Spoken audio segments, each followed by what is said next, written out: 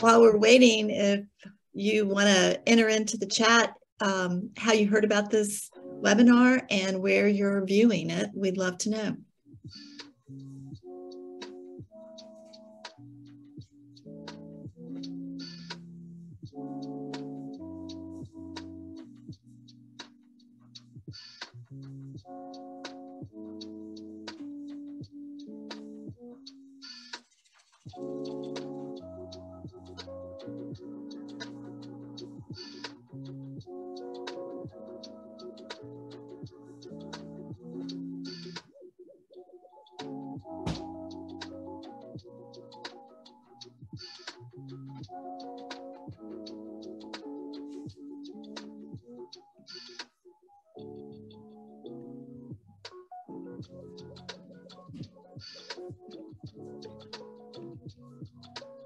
Well, we'll go ahead and get started. Good evening. I'm Elizabeth Kostelny, CEO of Preservation Virginia, and I want to welcome you to the second in a two-part series of our Preservation Academy and it's focused on fundraising. Tuesday, our focus was on some of the state-level funding opportunities and also on some best practices with philanthropic fundraising. Tonight, we'll turn our attention to opportunities from national and federal sources.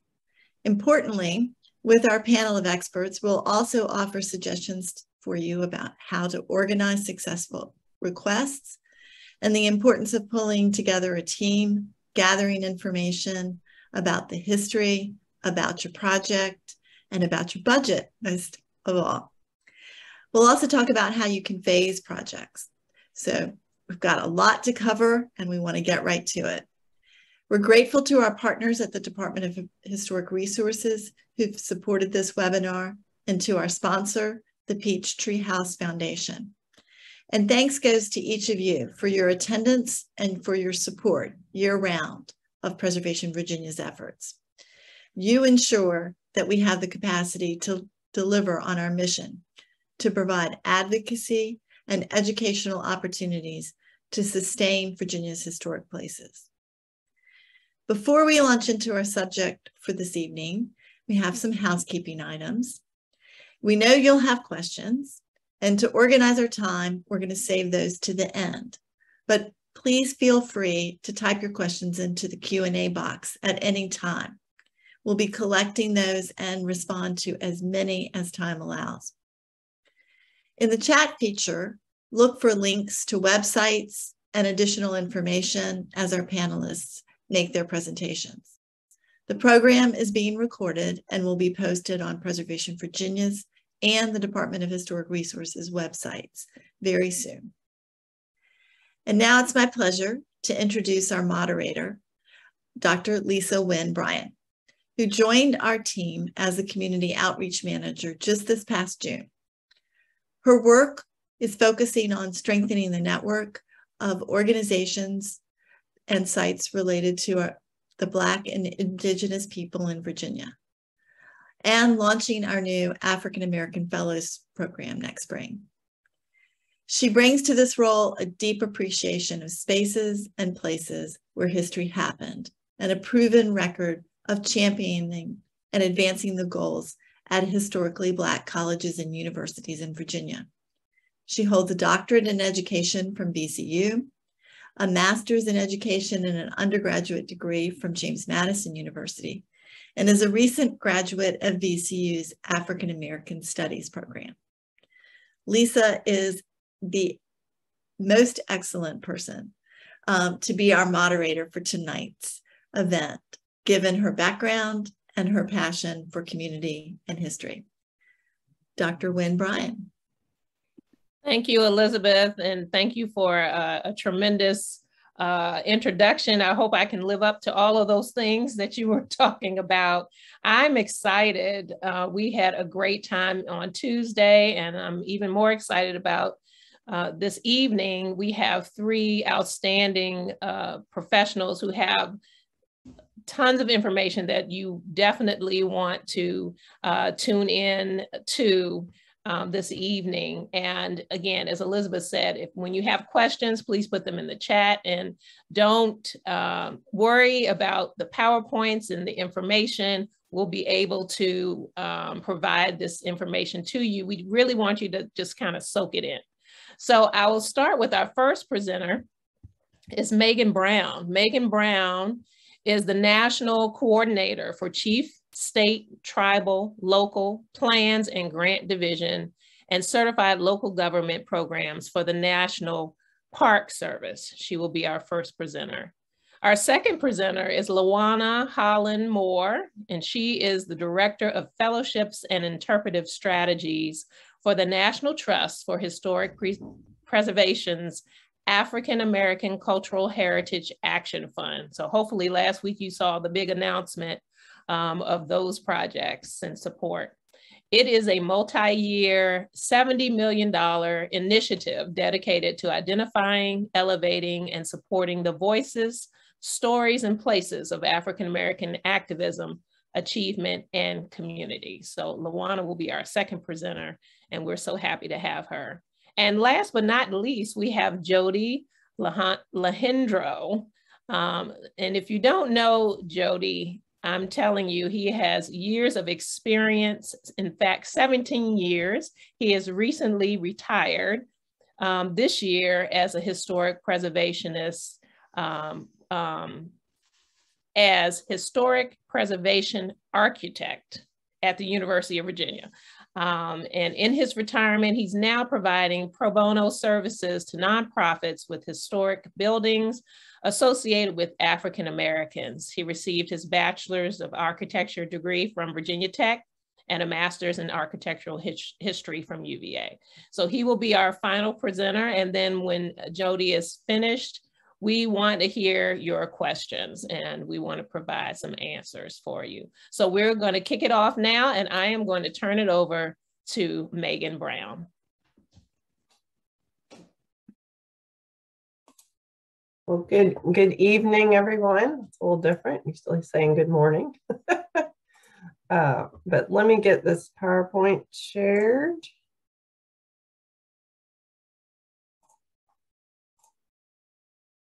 Okay.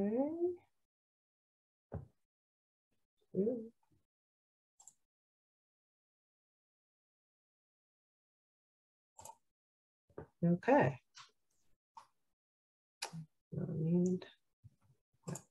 Okay. Hopefully it will. All right. Now, hopefully everyone can see that okay. If not, someone will let me know.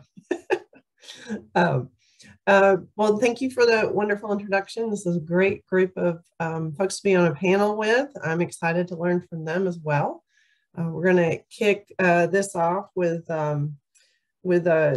talking about the Historic Preservation Fund. So my office is the State, Tribal, Local Plans and Grants Division. We shorten that up and call it Steel Pig, and we embrace the pig part of it. So if you remember nothing else, think about the pig, and that's where the funding for the National Park Service comes from. We're based in Washington, D.C., in the Cultural Resources Division of the National Park Service. And that is where a lot of things are housed, like the National Register, tax incentive programs, different types of things, history, archaeology, et cetera. So tonight we're going to talk about the Historic Preservation Fund, and my division's real mission is to support the Federal Preservation Partnership Program between states, tribes, local governments, nonprofits, and the general public. And the main way we do that is through grants from the Historic Preservation Fund. We have two kinds of grants that come out of that fund. One is for formula grants that go to our state and tribal preservation offices every year. Those are kind of not competitive. And then we have a series of competitive grant funds that we're going to talk about this evening. One thing to note about the Historic Preservation Fund is it actually is sourced from offshore oil and gas lease revenue, not tax dollars. So the idea being in 1977, when they set it up, was to, with the destruction of some resources, some of that funding would go back into the protection and conservation of other resources. So that's one thing that's kind of different and a little bit special about the Historic Preservation Fund. It's currently authorized through 2023 at $150 million each year. And that is money that's set aside and put into the fund. And then from that fund, Congress appropriates funding to us. We've been very lucky the last several years in, I used to say money doesn't grow on trees, but now it feels like it does a little bit. So we have the most funding we've ever had in the history of the HPF, as we call it, and the most number of grant programs. So I do feel like this is a great opportunity for y'all to take advantage of the federal funding that we have. It could go away, so I'm always nervous about that. But right now we have a plethora of it, and we're going to talk about all of that today.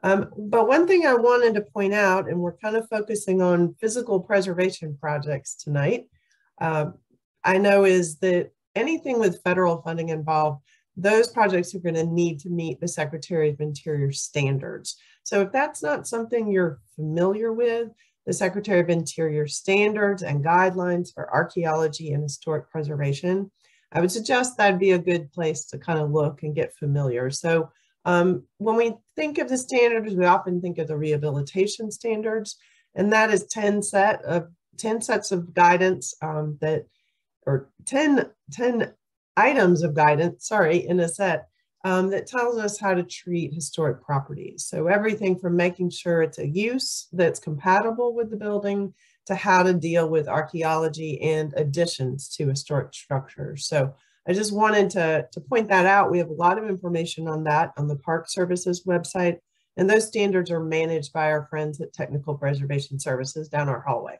So I just wanted to put that thought in your head that there are some guidelines and rules, of course, that go with these federal funds. So let's talk about the different competitive programs. So these are the 8 programs that we have available right now. And the majority of them can do actual physical preservation to buildings. So we're going to walk through each one. And we are happy to share this PowerPoint. We have fact sheets on every program. So I hope you'll sit back and listen and not worry about taking too many notes too quickly. One of the things our funds have been focused on since 2014 is really addressing underrepresented communities. That started with our underrepresented community program and has built into our African American Civil Rights program and History of Equal Rights program. So these are the different underrepresented communities that we've really been excited to serve with these new grant programs as they've come on board. And like I said, that kind of started in 2014 with our underrepresented community program. Now, this program doesn't do physical preservation, but I wanted to leave it in because what it does do is fund surveys and nominations of places across the country for communities that we haven't talked about as much, that aren't represented well in the National Register of Historic Places. And often it is that survey, that finding of that place, and then that listing of that site in the National Register that then helps open the door to other grant opportunities. And you'll see that's an important piece as we start talking about the programs that do the actual physical preservation. All of our grant programs this year have an increased amount, the limit that you can apply for.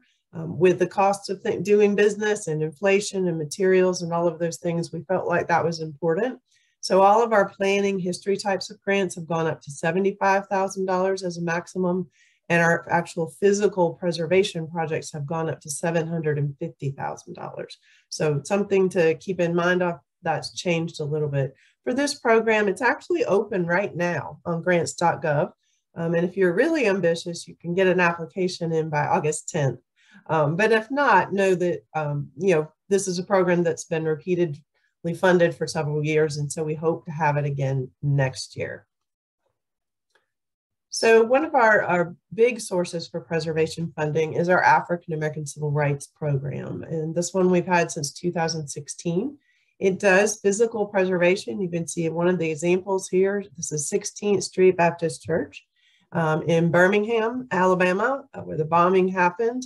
And we've done a lot of work physically to their clerestory windows all over, really. They've gotten more than one grant from us to work on these things. So this program also funds history projects and that does things like help with collections, oral histories, education.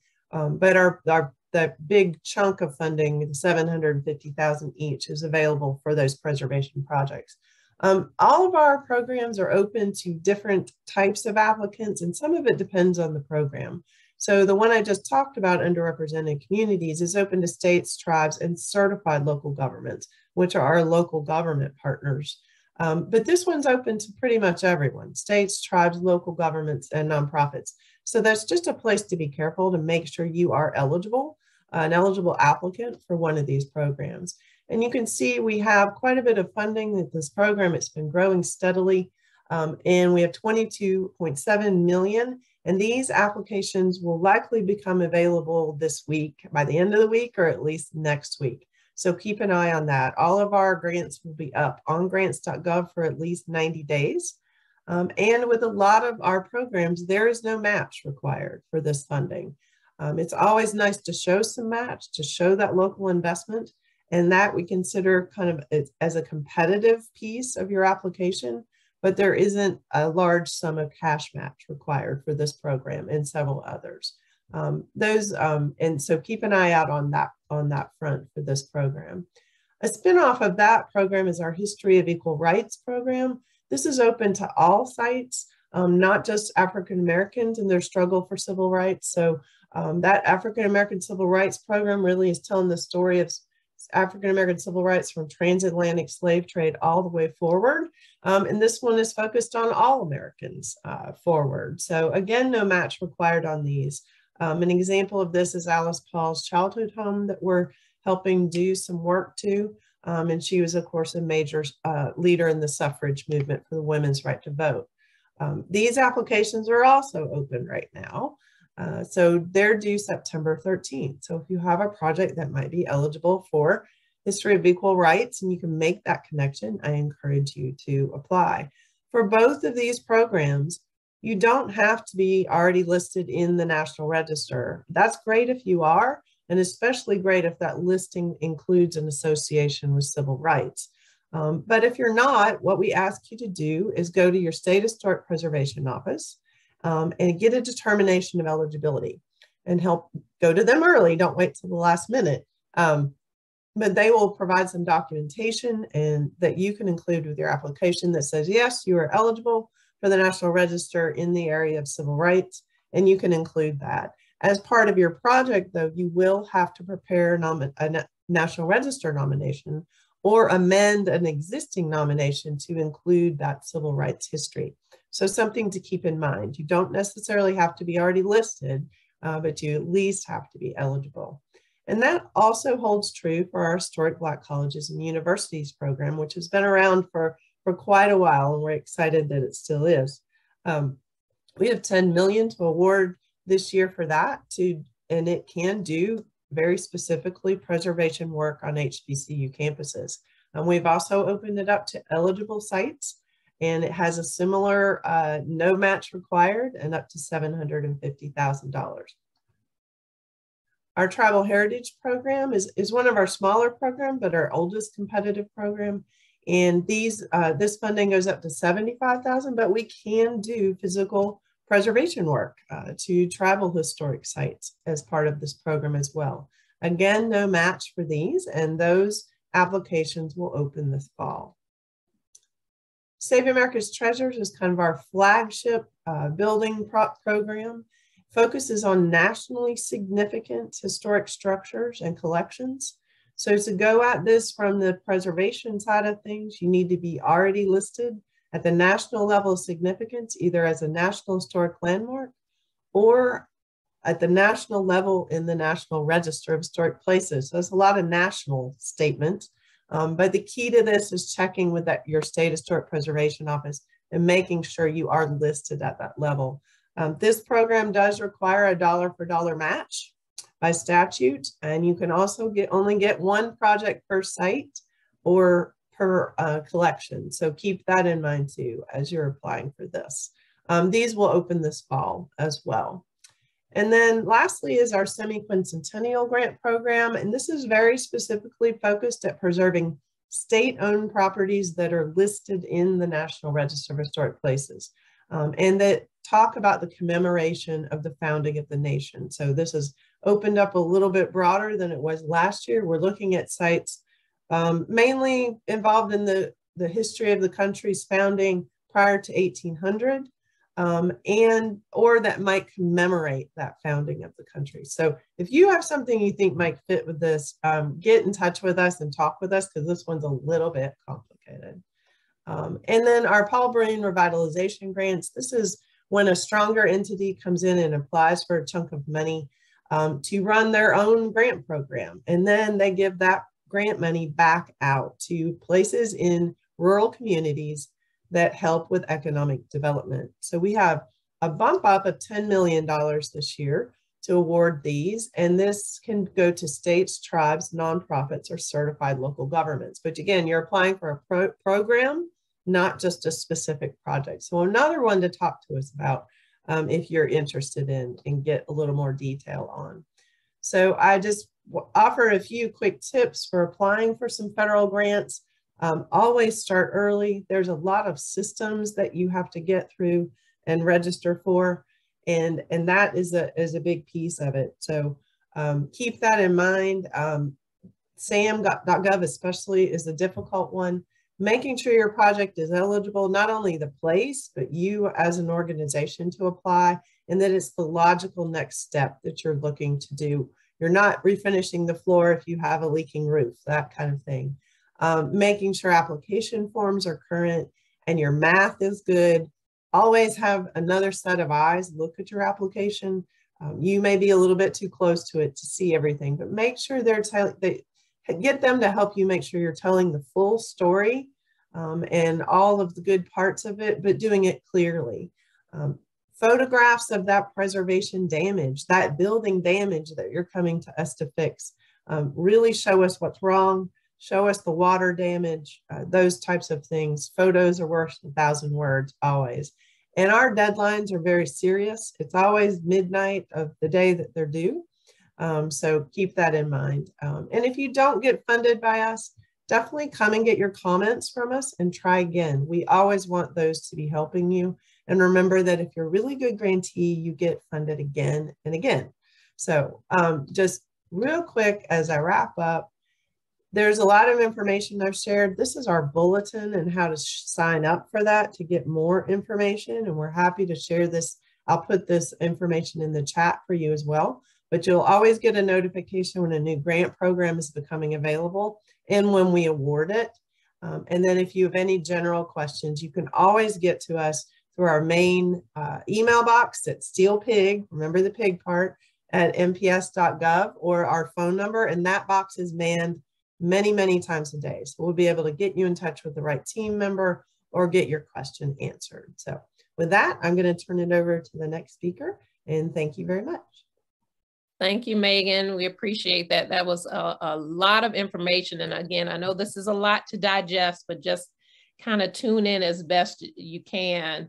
As she shared, there are different opportunities, and eligibility is important. It's something that I heard, and really reading and sorting through and spending that time to understand what you're actually applying for. So thank you, Megan. You're very welcome. Our next presenter is Lawana Holland Moore. So I'm going to turn it over to Lawana. Thank you. Let's see if I can share my screen for everyone.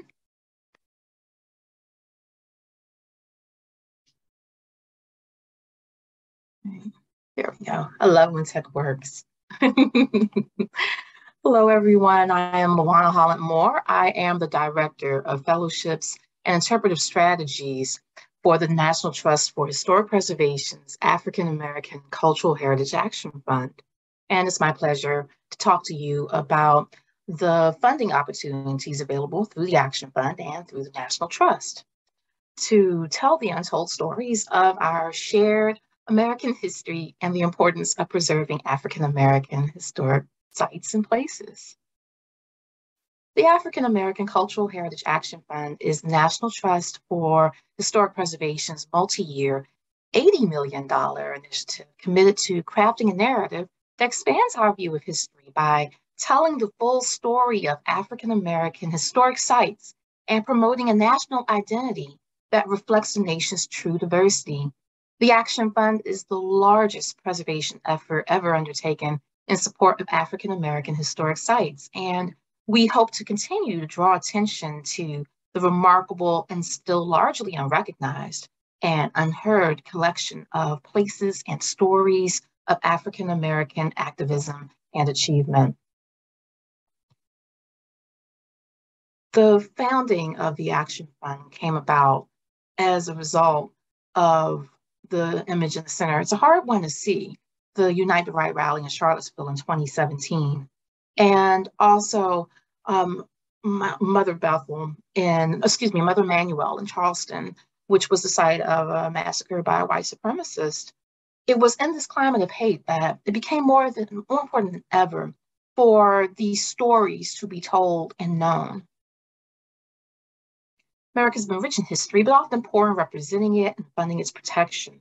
African American history is American history, and by elevating these stories and places, we look to not only understand our past, but to also create opportunities for dialogue and to form stronger arguments for how to link preservation to the honoring of our ancestors and also ourselves. And pictured here is Shockoe Bottom in Richmond, which was actually part of our first cohort of awardees in 2018. Since January 2018, we have vetted over 3,000 project proposals requesting over $311 million. And now we just wrapped up year 5, and we have awarded a total of $12.4 million to 160 awardees and projects nationwide. And this is a sample of them, including some of our 2022 awardees. We have, of course, Shockoe Bottom on here from 2018, but we also in Lynchburg have the home of Dr. Robert Whirlwind Johnson and the home of Harlem Renaissance poet Ann Spencer. We also have so many fantastic sites and organizations with stories to tell. This is truly one of my favorite parts of the year when everyone gets to know these fantastic and amazing places. For our national grant program, we award the funding in 4 categories: capital projects, which is your bricks and mortar construction and planning costs, and it's an award that goes up to $150,000. We also offer organizational capacity building as a category for hiring new staff, for hiring consultants, as well as for convening board governance and nonprofit management training and other activities to help to strengthen the organization. We also have as a category project planning for preservation plans, reuse, stewardship, feasibility, business planning. These requests can go up to $75,000. And programming and interpretation, which is straightforward: planning, design, writing, exhibits, training, and this is an award that goes to $50,000. This is pretty much a timeline of our whole process. I like to say that when December comes, I know I'm going to be going for months. Our call for letters of intent is always in early December, with a deadline of January 15th, which is Dr. Martin Luther King Jr.'s birthday. We usually notify applicants in April with their full applications due in May. We go through quite the selection process. This year, we had 627 letters of intent and 33 awardees. It's not just highly competitive, it's extremely competitive, but I don't want people to become discouraged by that and highly encourage you to apply. We make our grant announcement in July, and as I said, it's always one of the most exciting times of the year for the Action Fund. Another of our initiatives is our historic Black Colleges and University Cultural Heritage Stewardship Initiative. This is in partnership with the National Endowment for the Humanities. And we have awarded $1.3 million to 13 HBCUs. This funding has provided for 4 campus-wide stewardship plans and 9 individual structure stewardship plans. This year's awardees were HBCUs such as Florida A&M, Rust, Johnson C. Smith, Shaw, Voorhees, and this will empower HBCUs with the resources to protect, preserve, and leverage their historic campuses, buildings, and landscapes, ensuring that these academic institutions and symbols of African American pride can continue to inspire and educate for future generations.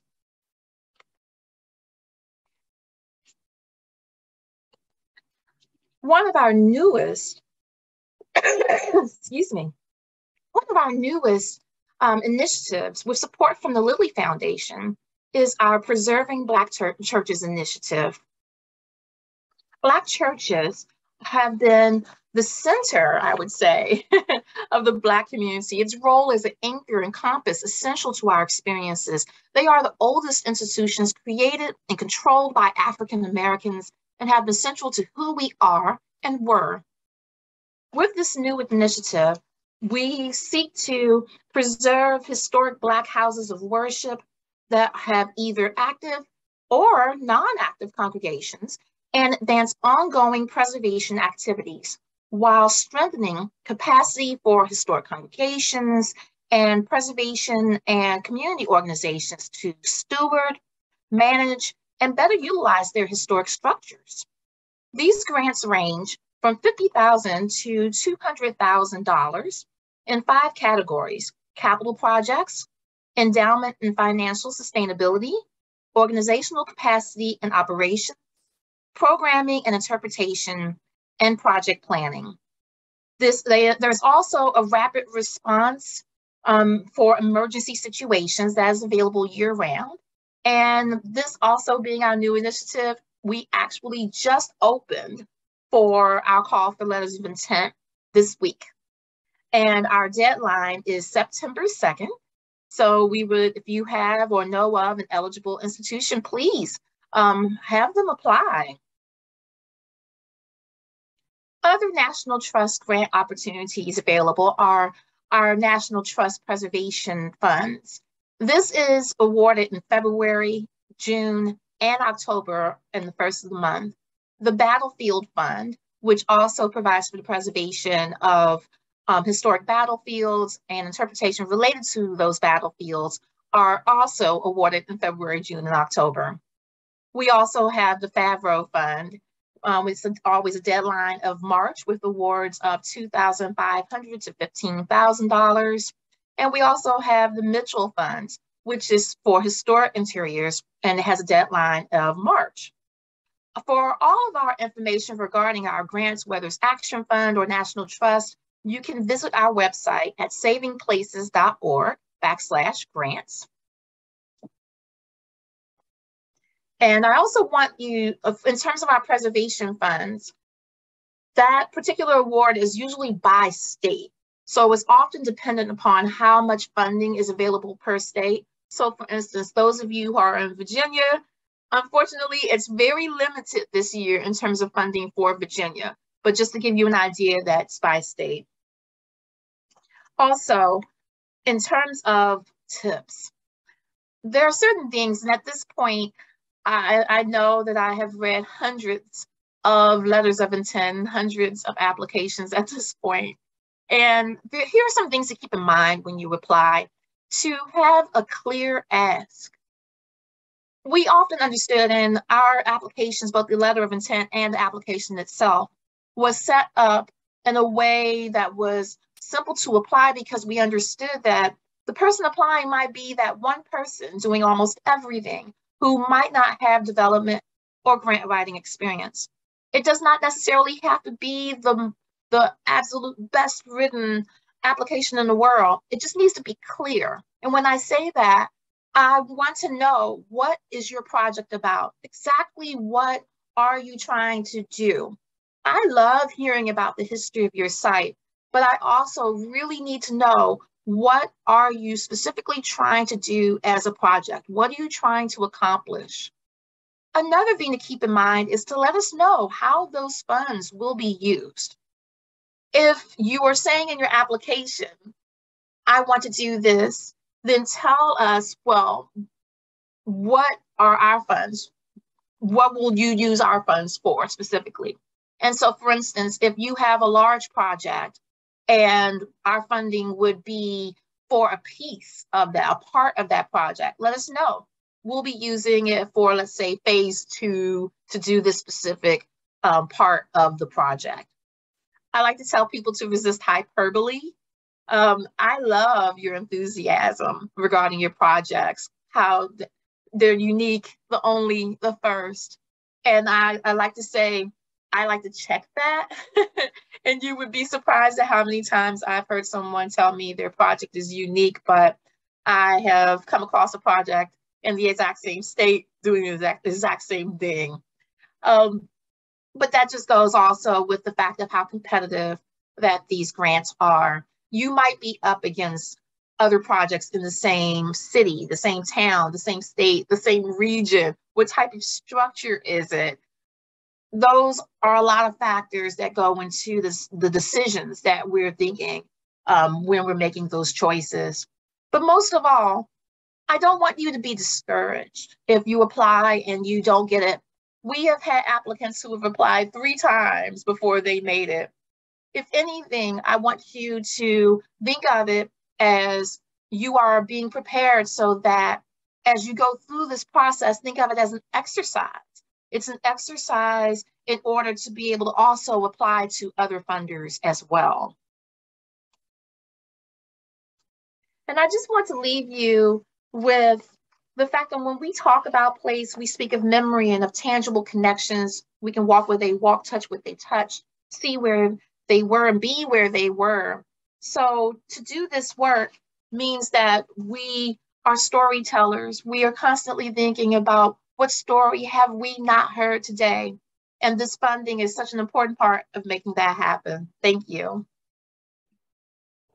Thank you, Luana. That was great.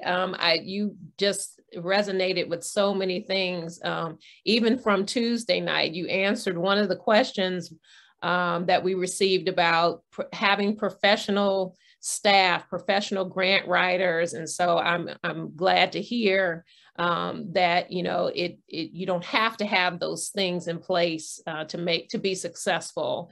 And also when you were talking about just the variety of different funds, and it's just inspiring. So I hope that everyone who is on the line is inspired about your own personal individual projects. I'm from Lynchburg, and so just hearing about those awardees right in my hometown is just so fascinating. So thank you again. Really appreciate this. We have some questions for you. We'll ask you in a moment.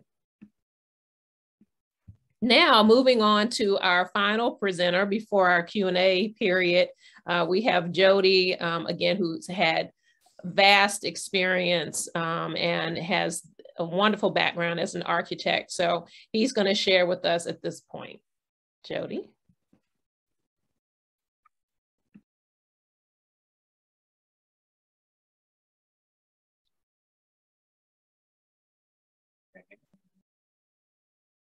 All right.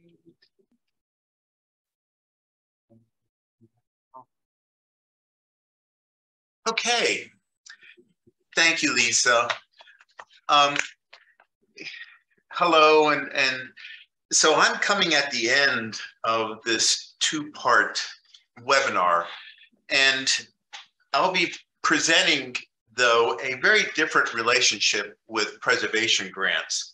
Instead of a provider of governmental or institutional grants, as you've heard in the other sessions, I'm going to be discussing my own experiences as a participant in applying for these grants.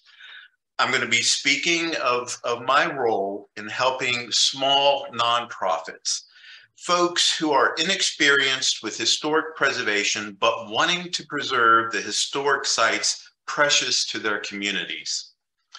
I'm going to be focused on really a small aspect of the preservation grant application, but one that all such grants must wrestle with and too often don't pay enough attention to.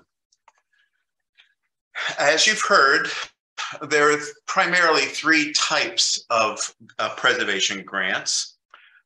Because of my particular experience and skills, my services often are sought by nonprofits who need the construction grants. And these are the types of grants, therefore, I'm going to be discussing here. Most construction grants can be used for both planning, for the historic structure report, for design services, for research, and construction also. Or if the planning has already been done, if contract documents, engineering plans, zoning, building officials have all been lined up and we're ready, then it can be used strictly for construction work.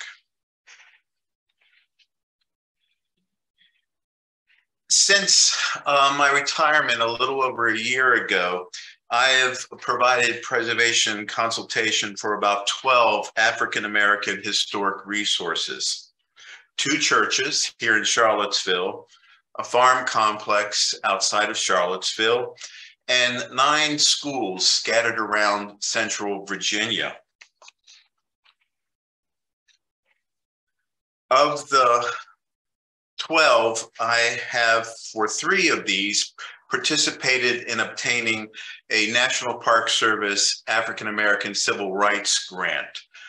And in this process, I have found that the length of time from starting these very long, difficult applications to actually receiving the funds can take up to a year. If a project needs funding for both planning and then a grant, separate grant for the design work, and then the construction, it can take up to 2.5 to 3 years before actual construction begins. It's important to remember this as the preservation of a building is being considered, the time it takes compared to the condition of the building.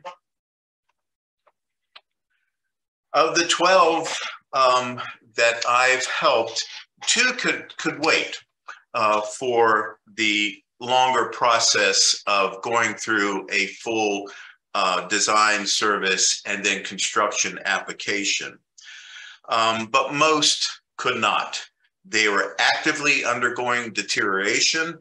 Historic fabric was being lost on a daily basis.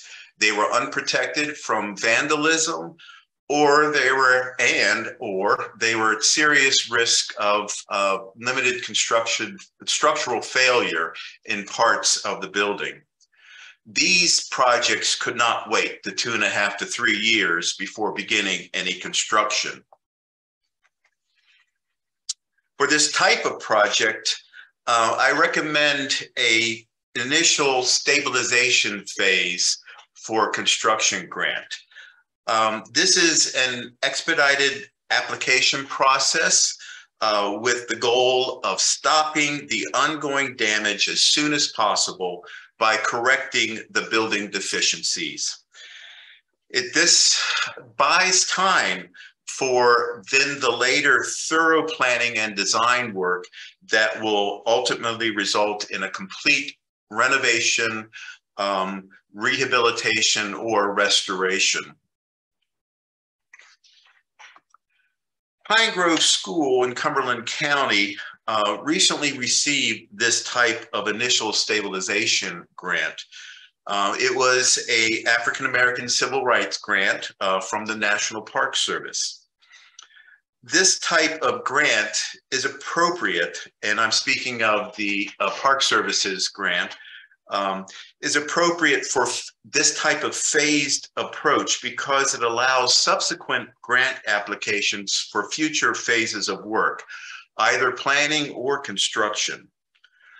To support the application, the grant for the grant request, I prepared a stabilization survey report to identify and prioritize the deficiencies in the structure, make repair recommendations, and then provide accurate cost estimates for the funding request.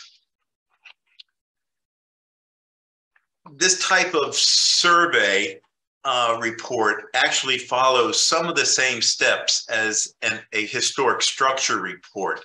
It begins with documentation, field measurements, measured drawings of the historic building, and photographic documentation. Then a condition survey that identifies the ongoing deterioration and structural failures or threats to the building. So it's not as thorough as a historic structure report's condition survey. It's limited to the active threats that are happening now. These conditions then are documented. They're in a findings part of the report, and then prioritized, and then recommendations written for how to correct these situations. The repair recommendations are then a part of the report. They're prioritized by starting with their importance, and then further identified through diagrams that indicate where the work is going to happen and what type of work needs to happen. This kind of thorough, in-depth research and analysis and recommendations then allows the team to work with a contractor or cost estimator to come up with good, accurate costs for the repairs necessary to stabilize the building. This information then goes into the budget that is provided in the funding request, in the application. The advantages, I believe, of this type of approach, this phased approach, is that first and foremost, it saves the at-risk building. Then secondly, because of the limited scope, it's a known scope of work that is substantiated by the physical investigations and then the prioritized repair recommendations. That information then gets folded into the estimated costs for making the repairs that then goes into the funding request for the stabilization grant. Doing the stabilization work first then allows time for later grant applications that will provide for full funding of the planning work, the full contract documents, engineering plans, programming with the owners to find out what kinds of future uses they want, working with building officials to negotiate modern codes with the historic building, working with zoning issues, and then getting good cost estimates that you can use for the application for a complete rehabilitation project. The kind of team members that I believe are needed for this type of approach, first and foremost, an organizer, a community organizer, someone representing the nonprofit who can organize, can marshal the resources of the community in providing assistance to the team and critical information to the team about the resource and its history. I found that with the Pine Grove project, Sonia Ingram acted as the application manager. And this was an incredibly important role for someone. They come in, they look at the requirements for the grant, they then assign the responsibilities for providing those various requirements to the team, and then they provide the pressure on the team members to make sure they get that information in on time for them compiling into the grant application. This manager is just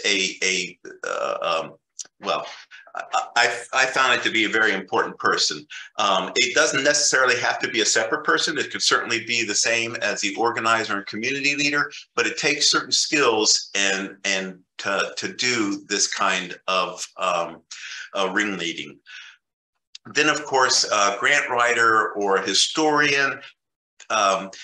This is the person who's going to respond to the various sections of the grant, of the application, that requires things like establishing the historic significance of the property, establishing its importance within the community, and also then how the property, once restored, is going to be sustained in the community for the benefit of the community into the future.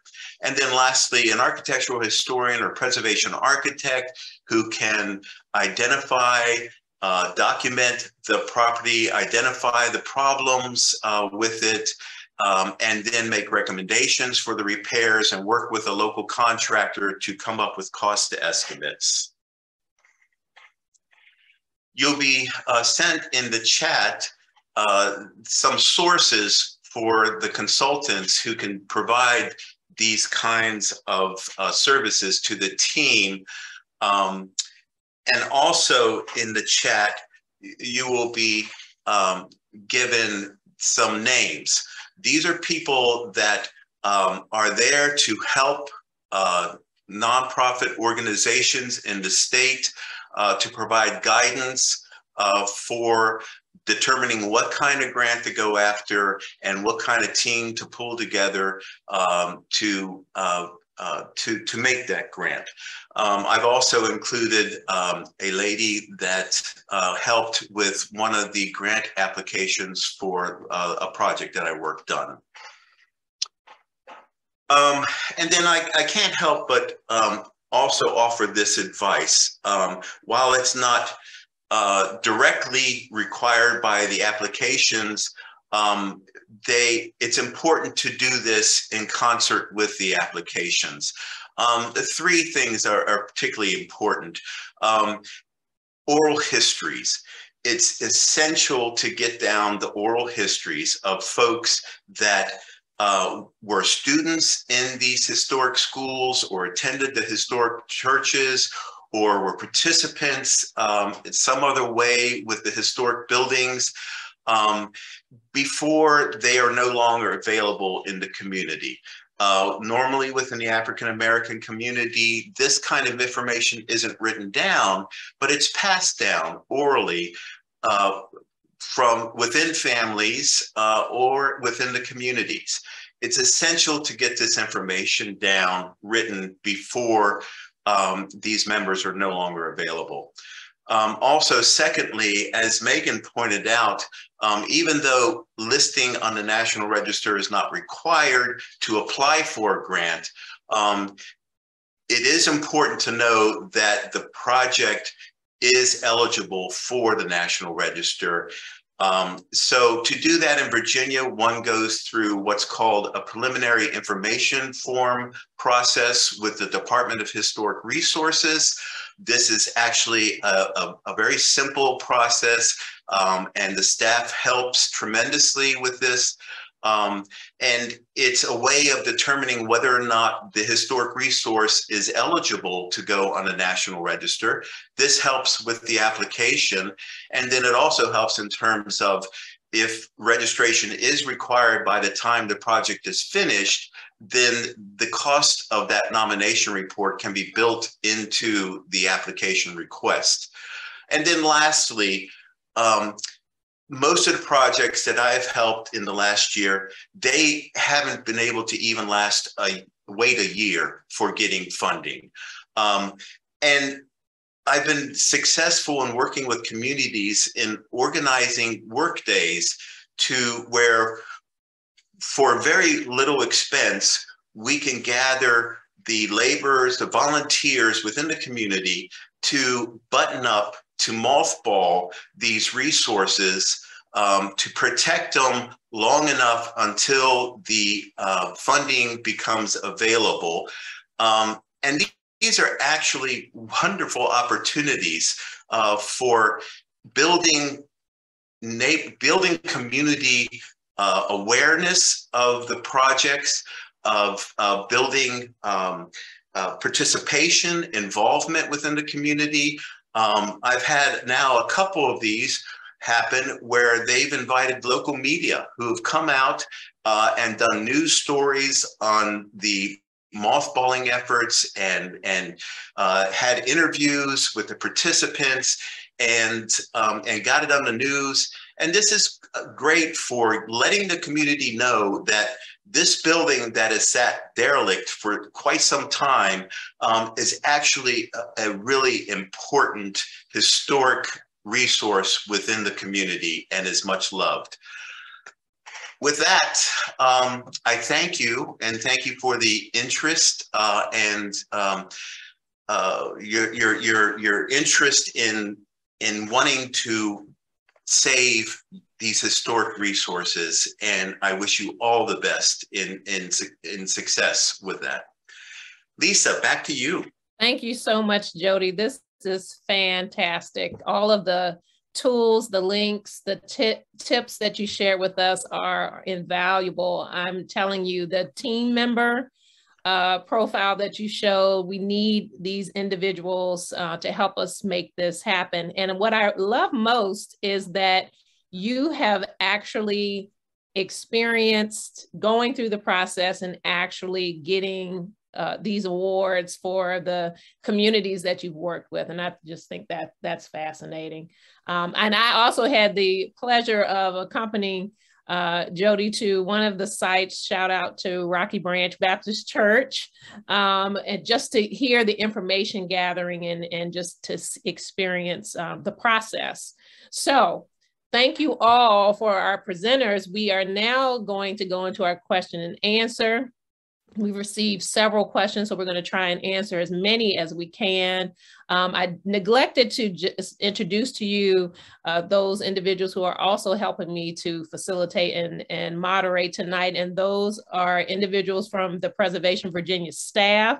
You met and heard Elizabeth, who is our CEO, Will Glasgow is our development director, and Sonia Ingram, who is like in there in the trenches, and Jody spoke of her, is an associate director with field work. And so she's the one who, when you reach out and you send emails, they're going to her or they're going to Elizabeth and sometimes going to Will. And so we appreciate all of them participating tonight. So let's get to the questions. I'll start with you, and if anyone can chime in at any point if you have an answer, but I did want to ask Lawana, is NPS offering the Telling the Full Story Preservation Fund again? Oh, it's trust. I'm sorry, National Parks. That was National Parks. Are you asking me at the trust or? Telling the full, I'm just reading this question. Telling the Full History Preservation Fund. You know what? Actually, I am not sure if we are. I'm going to assume that it will be offered again this year. Okay.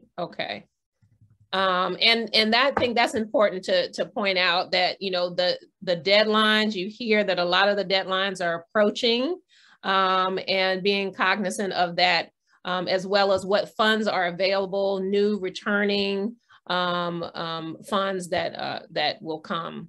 As far as I know, it's being offered again. Okay, wonderful. Megan, can you explain the difference between the two divisions of the African American Civil Rights Fund and how it's divided into preservation grants and history grants. Sure.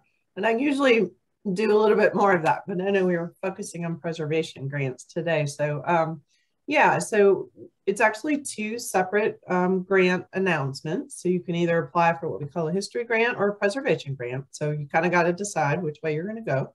Nothing's going to stop you from applying for both. That's okay too. Mm-hmm. But the history funding is maximum of $75,000 and focuses on things like doing surveys of African-American resources, National Register nominations, or amending nominations could be part of that, as well as kind of educational types of programs. We've done a lot of oral history research, educational exhibits that talk about specific places and specific events that have happened in the civil rights history and movement. And we recently opened it up last year to also the conservation of collections, as we were seeing some projects come in that we couldn't really fund, but photographic collections, film, those types of things that maybe a lot of churches have as part of their kind of archives and things like that. So that's an option as well. So it's a little bit more, that side of the house, a little bit more flexible funding. So if you had a project and you weren't sure if it fits, please reach out to us and ask us. Whereas the preservation side is more typical, like we're going to do work to a building, or if you need to come in first for that planning type of funding that was so well mentioned, like getting ready for it. So plans and specifications, an engineering study, storage structures report, those types of things. You can come into the preservation side of the grants for that first, if you would like, and then you could reapply for the actual work to the building if you have that much time. But I do think the guidance that it'll probably be like a year until you get everything going is a really good thing to say. We usually recommend it's about 6 months from the time you apply that it'll be to kind of get your project going. So yeah. So it's really a process. There are so many layers to this application process. Lisa? Yes. Just wanted to clarify that actually telling the full history was one time. I forgot that one was very specifically for organizations and sites that were affected by the pandemic. Okay, that's good. Good, thank you for that clarity. And Luana, can you talk about, did you mention matches? Some of the grants that you talked about, are there matches affiliated with those? Well, with our African American Cultural Heritage grants, for instance, our national grant program, there's no match. For the stewardship plans are a little different. There are actually no match. But for preserving Black churches, there's a catch. There is no match if it's under capital projects, project planning, programming interpretation, or organizational capacity. But for the endowment, it does require a match. Okay. And I saw the question about cemeteries. Oh, cemeteries are only eligible under project planning. Project planning. Okay. Good. Thank you. Jody, you talked about reports of historic buildings. Can you give us like an example or some type of listing of what is in each of these reports, or I saw your budget spreadsheet as well. What types of things would be in some of these historic building reports? Well, the report I shared was a stabilization, was a condition survey for stabilization. So that's limited to protecting the building. And so it has some, like I said, some of the same components as a historic structure report. It has the documentation, it has the condition survey, it has the analysis and recommendations, corrective recommendations. It has the photographic documentation, and then the also it includes at the very beginning, I didn't share it, a brief review of the history of the property. it's historic features that are critical to keep.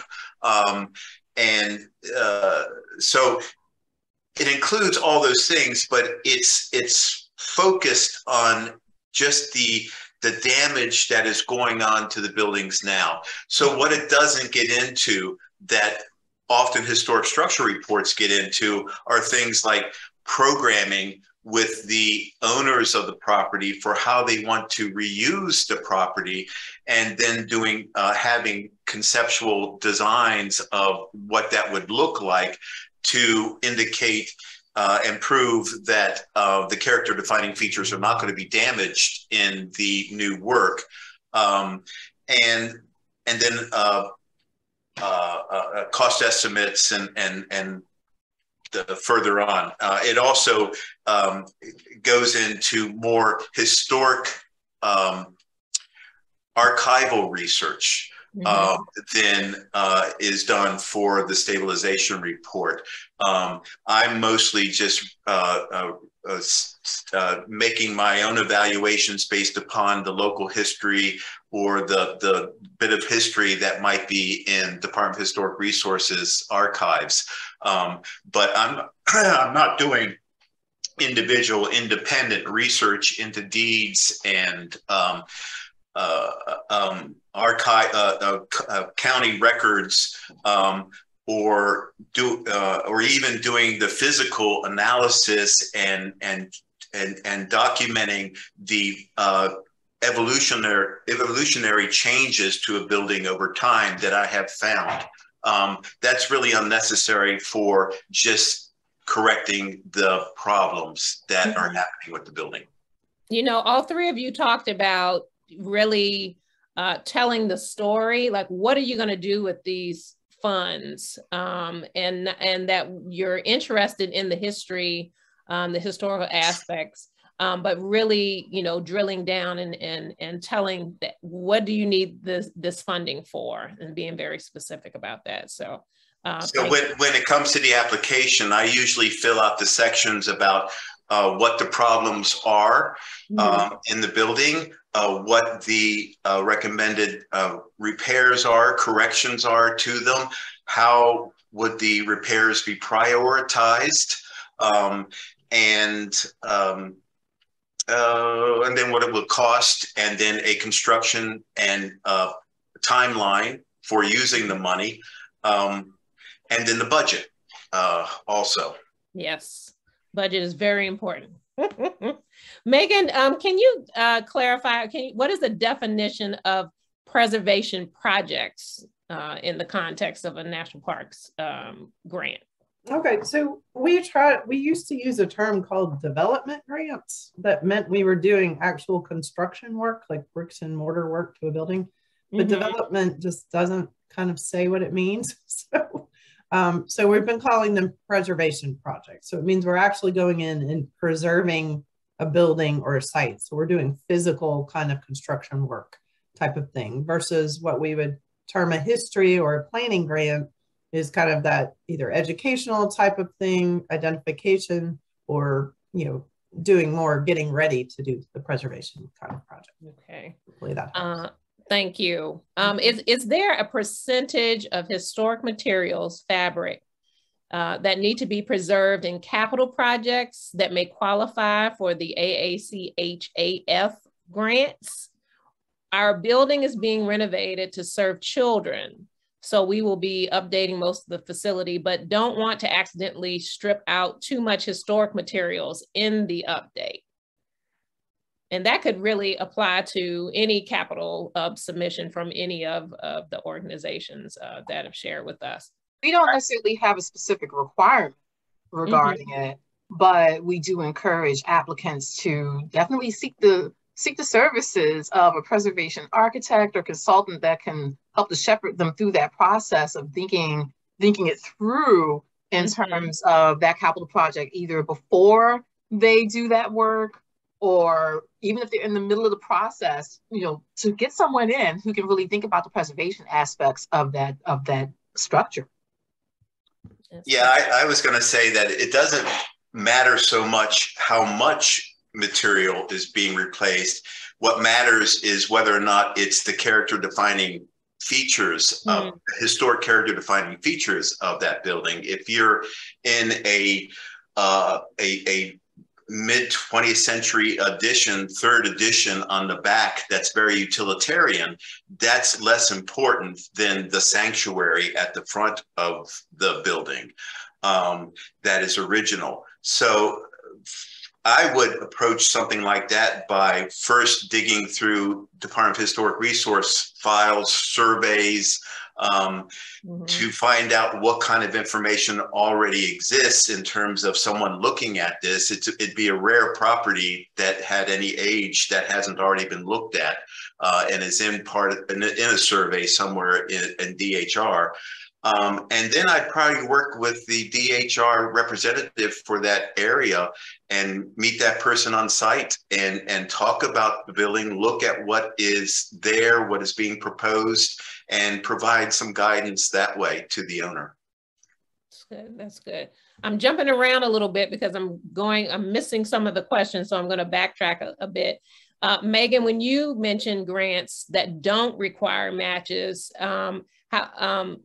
can you talk about something about a determination of the eligibility? You were talking about eligibility. Okay. So who do you work with to obtain that determination? Yeah, I tried to answer it in the chat a little bit too, but when you need to do that determinative eligibility, it's to ensure that you are eligible for listing in the National Register, and the state historic preservation offices play the primary role with us in making those determinations. So if you aren't listed, have never been listed, that's kind of the first stop, is to go to your state historic preservation office. And we had a great description how to do that in Virginia with a project information form, a PIF, they may call it, to fill that out and start that conversation with your state office. And then they will help walk you through what other information they need, maybe historic photographs, maybe some kind of documentation on the building or whatever. But they're going to then produce you something, usually in writing, that says, we consider this property eligible for the National Register. And then that is what you would submit to us with your grant application. And then, of course, you're going to remember to build into your budget enough funding to go ahead and do that nomination as part of the project, because we can't pay for a building that isn't listed in the National Register. So those are the kind of the steps that you're going to have to think about and include. So that eligibility that keeps coming up and making sure that you're meeting the requirements. I'm going to try and squeeze two more questions in here. How important is the financial history of nonprofits' financial history for any of these programs? In other words, are startup groups eligible? It's so dependent upon the project. In our case, we have ones where a site might not have a 501c3 because we encourage a 501c3 to be in place. But in the case that a project does not have that, we ask that a fiscal sponsor will act in that stead. So the thing is, you can be a startup, but what we're looking for is, are you going to be able to continue to shepherd this project through? Will this be sustainable? Will this continue? We like to look for things like, do you have support? Do you have support from the community? Do you have support from local institutions or entities? You know, those are things we look for in addition to just, oh, are you a 501c3? We really try to think about, is this a project that can continue? That's good. Can anybody can respond to this? Are any of the grants mentioned tonight, do they pay for acquisition of properties? No. Okay, that was short and sweet. Easy. One question for 2023, will there be a historic preservation fund designated for African-American projects, stabilization of a structure? For 2023?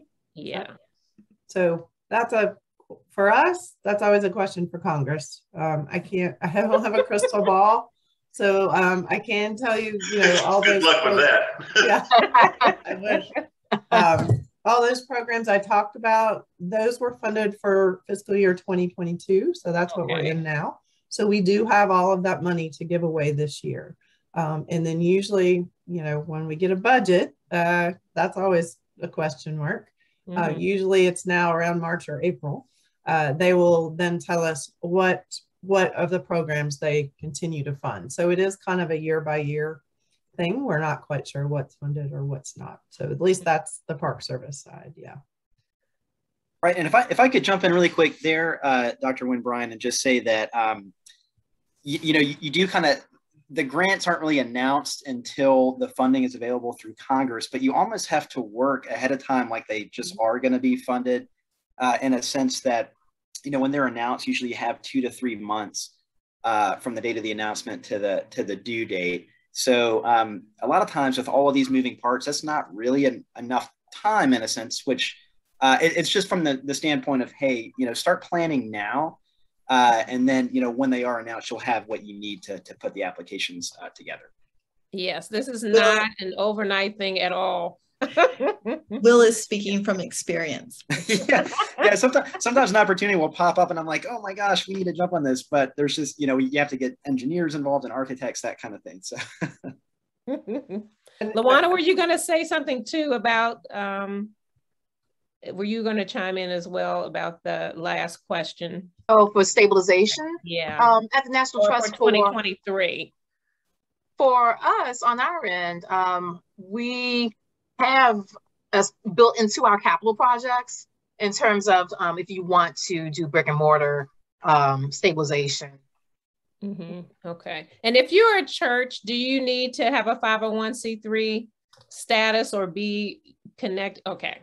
Well, and for us at the trust, for our grants, you don't, once again, it's the whole thing of if you don't have a 501c3, you can have a fiscal sponsor. For preserving Black churches, you can just be the church or a 501c3 nonprofit that is stewarding a historic church. Megan, what about for the African American Civil Rights Grant? Do you have to be a separate 501c3? You don't have to be a C3, but you do have to be a nonprofit. So, or you need to partner with someone that can, and they might be your fiscal agent. If you are doing a partnership, we really ask that you include a letter of support from those partners and explain to us how that partnership is going to work. And one other thing I didn't really touch on is if maybe you're a nonprofit applying to help a building, but you don't own that building, we need to see a letter from the owner agreeing to do the grant, agreeing to take the easement and all those things that's at least dated within the last 60 days. So I see all the heads nodding. Yes. Yeah. I hit on something there. Yeah. I'll just say from our experience with the Cultural Heritage Action Fund project that we did for Shaka Bottom, the economic analysis, that was truly a partnership. We were awarded the funds because we could be the fiscal agent, but we had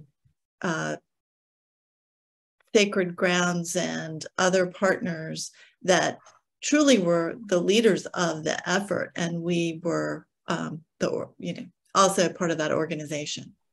So having partners, I think, helps build the capacity of the communities and really can benefit the projects in very dynamic ways.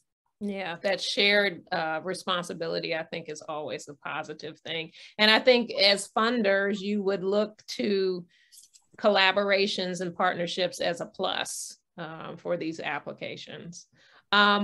You all said so much tonight. And to me, a lot of this can be like a foreign language. I majored in foreign language, and it's just hearing, you all know the terms, the acronyms. There are so many layers. Will talked about the deadlines fastly approaching. I would like for each of you to just kind of share what would be your big takeaway for this evening. If you could share, if there was something that you could tell our participants to help them, Lawana, you talked about the volume of applicants. And Megan, you talked about you might not get it this year, but keep going, keep applying. Could each of you, just as we close, speak to something that you would share for a takeaway for our participants? And I'll start with you, Megan. Let's see. I think my biggest guidance would probably be to start thinking about doing this now, even if you're going to apply next year. And I'll kind of second Will on that. And our outreach coordinator, Catherine Carey, that some of y'all might have worked with, that is always her good advice that she gives at the end of one of our presentations. So all of those kind of big systems like SAMS and grants.gov, you could start tomorrow getting registered in those and be ready. So then you have that full 60, 90 days to really be working on that application. And then also look at the applications that are up currently. They don't change a whole lot for us. They may tweak a little bit, but you know, you can start writing that significance piece and getting all your pieces and parts together. So it's not quite so overwhelming when you go to do the entire application, because it is. And those federal forms are tough. And don't be afraid to reach out and get some help from other folks that manage federal grants, even if they don't do preservation grants. You know, your universities, your community foundations, those types of groups can always help. And I will just put a plug in that Catherine is on our staff. Her job is to help all of you kind of get those applications together. She can't write them for you, but she can give you really good advice. So, and we'll make sure her email is in this chat so you can get to it. So early and thorough. I guess that's my big points. That's good. And thank you, Catherine. We'll be reaching out to you. Luana, can you share a tip or a tidbit of closing? Sure. One thing I tell people is I always want you to think about what is your most critical need. Is it the fact that your structure is falling down around you? Or is it that you need to create the plan to figure out how to keep the structure from falling down around you and then what to do next with it? So when you're applying, you need to think about everything, not just the structure, but what you want to do next with it, because that might inform what you do as you go through this process. So to really think about your project as this complete thing going forward and what you want to do with it. What are the needs of this structure? What are the needs of the community within this that will be using this structure? And to, as I said earlier, do not be discouraged. Do not be discouraged. Have hope. It might seem like you are just tossing it out to the ether and hoping something happens, but trust me, it can happen. You can get funding. And just from thinking it through, thinking about these things, you're already ahead of the game in terms of getting things in place to be able to apply for that next grant and possibly getting that money back. That's good. That's good. And you know, I love too that, you know, these lists are out there of organizations and churches and schools that have been awarded funding, and to look at and to see who they are. I mean, to know that there are two, you know, entities in Lynchburg, right here in Virginia, that have been funded by the National Trust, that is, you know, that can get no closer than home. And so you can definitely reach out to me. Something people don't know is that I give feedback. I talk to you about your letters of intent and applications. And the National Trust, once you get to that application stage, we actually pair you with a trust liaison who takes you through the application process. And then if you become an awardee, you still have a trust liaison to help guide you through the process afterwards. That's good. So you're not alone. So that's no, good. You're not. Jody, bring us on home. This was all in the church. Excellent advice. This was all excellent advice, and I second all of it. We will tell you over and over again, it's a lot of work. It's more work than we can even impress upon you. It takes a lot.